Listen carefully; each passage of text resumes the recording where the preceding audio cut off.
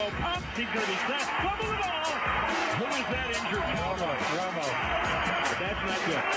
And Romo goes down, and Romo is still down on his back. He's in trouble. Maybe so are the Cowboys. Last year, the Cowboys went 1-11 without Tony Romo, but Jerry Jones told the Fort Worth Star-Telegram he's feeling confident in his backup quarterback situation this season after seeing Sunday night scrimmage. So let me explain. Bowl 2015 undrafted free agent Jameel Showers and 2016 fourth-round pick Dak Prescott took the field. Stephen A's already laughing. And Jerry was impressed. He had a change of heart regarding the need to bolster the quarterback depth.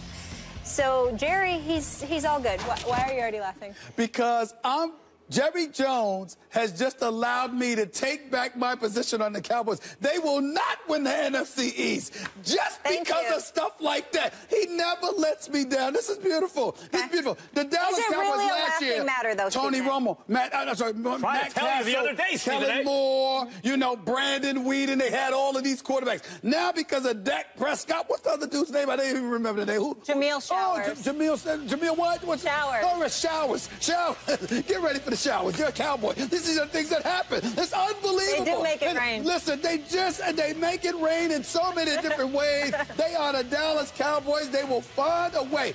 We have not played a preseason game yet. They played this Saturday against Mr. Hard Knocks himself, the Los Angeles Rams, led by Jeff Fisher, who is the epitome of the American dream. Still a head coach in the NFL for God knows why. It's unbelievable. When I think about the Dallas Cowboys, I just say to myself, this is hilarious. A preseason game has not been played. And Jerry Jones is sitting there talking about backup quarterbacks. Well, first of all, he's talking about backup quarterbacks as if you're going to need them, which means you're anticipating something's going to happen to Tony Romo. That's point number one. Point number two, you're talking about them because you want everybody else to sort of swell with their confidence level about your backups. If Tony Romo goes down this time, fret not, ladies and gentlemen, we're going to be just fine because we're the Dallas Cowboys. It's an absolute joke. It's hilarious. But Jerry Jones, I appreciate him so much because this is the hype machine that he is. Tricked me again into talking about the Cowboys because he found a way to make them news, make them relevant, and I get it. All right? Congratulations to you. You pull it off every time I think about having a show without having to talk about the damn Cowboys. You say or do something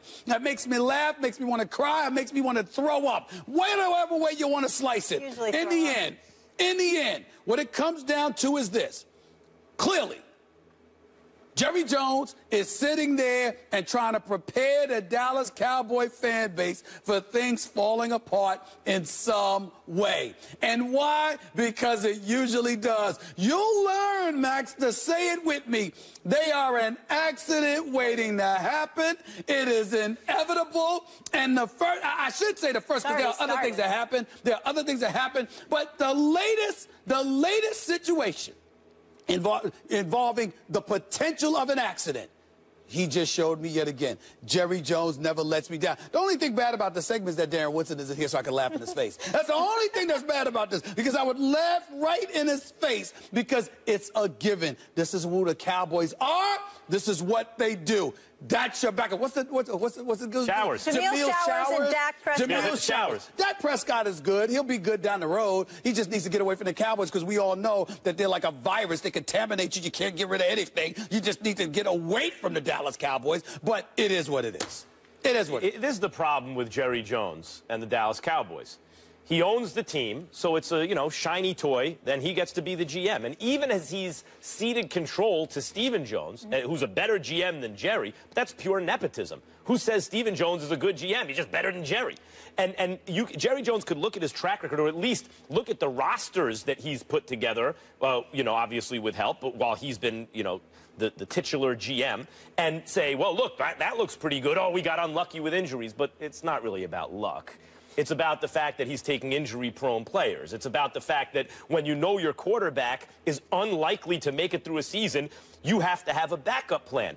I mentioned as Stephen Jones has taken more control of the team in recent years, they've done some smart things, Stephen A., like, for example, when Johnny Manziel was available in the draft. Don't tell me Jerry Jones wasn't drooling to take Johnny Manziel, but they wound up taking, I think it was an offensive lineman that year. Anyway, 3 out of 4 drafts, they spent their first-round pick on an O-lineman. And eventually, you turned around, you're like, damn, Dallas had a good O-line. Yeah. And that's... It was either Zach Martin or Travis. I forgot what. I may have been Zach Martin that year. Might have been Maybe it was that year after Zach Martin. But the point is, suddenly you look at Dallas Cowboys, you go, wow, they got some skills positions guys, and they got an offensive line. Yep. And if they could get their defense together, beginning of last season, I remember thinking they could be a Super Bowl contender, but then the quarterback got hurt like he was likely to do, and there didn't seem to be a backup plan. The Dallas Cowboys problem is that the owner won't fire the GM, and he's the GM. Well, he won't fire the GM, but it's also the fact that he pushes away football people, the Jimmy Johnsons of the world, and people like that who are gone. This is what he does, and it's fine.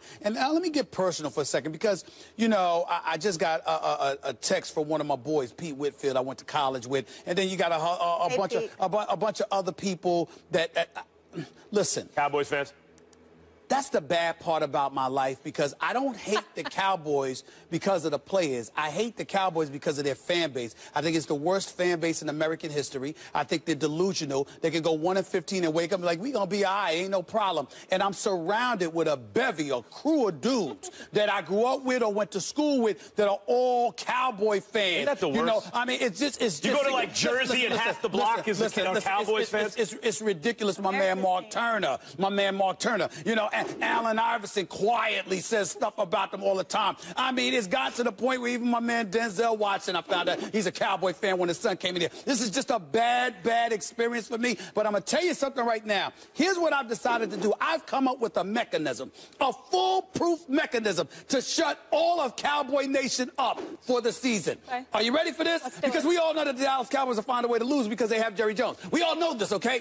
I'm going to start mentioning Cowboy fans by name. If they keep messing with me, I want Cowboy. Put the camera back on me right now, please. I want the Dallas Cowboy Nation to know, whether it's radio, whether it's television, whether it's my crew of dudes from college or even from childhood or my man Denzel, I don't care who it is. I am going to start calling Dallas Cowboy fans out by name. Whoever gets on my last damn nerves with these Cowboys and their no good, non-productive selves. So you want to be trolled by every Cowboys fan in the country? No, I'm not talking about them. I'm talking about the ones I know. I'm talking about the ones that I know personally. I'm trying to tell you right now, they go about the business of making my life miserable, and then when the Dallas Cowboys lose, you can't find them. They disappear. They go into hibernation for a few days, and then they come out of the wilderness, and then they start talking about, well, we gonna be all right. We gonna be all right, Stephen A. You'll see. I'm tired of it.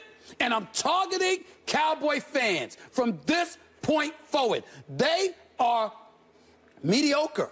They should not be representative. We're watching the Olympics, aren't we? Are we enjoying? You know, some of us are enjoying the Olympics out there. We're obviously very patriotic. We're rooting for America. And then we come back to the States, at least mentally, and we find out that America's team is a walking piece of mediocrity. They make me sick. Yeah, I can't stand Cowboy fans. Again, they're the worst. Once again, Jerry Jones will give them a product that will give them enough reason to have hope, because they will say behind that offensive line, now we got Ezekiel Elliott, we got Des Bryant, Jason Witten, Tony Romo. Those are stars. That's a star-studded team that you're fielding on offense. The problem is Tony Romo's likely to get hurt. Des Bryant's coming off an injury. Jason Witten's an older player. That's right. I got to leave you guys with a quote here. Just last season, remember Jerry Jones said this? Brandon Whedon, he's a thing of beauty throwing the football. Yes. Frankly, you won't see a more gifted passer. See, hold on. Let me borrow this right here.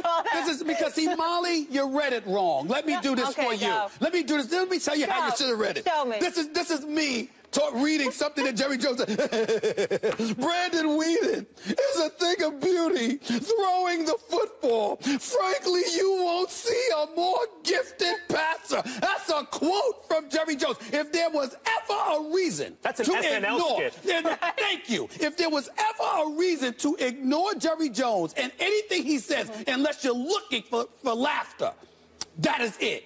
Brandon Whedon. The most gifted passer. It's a little suspect. Let's go. Let's not Dan Marino. Listen, you're the one going to the game with Darren Woodson.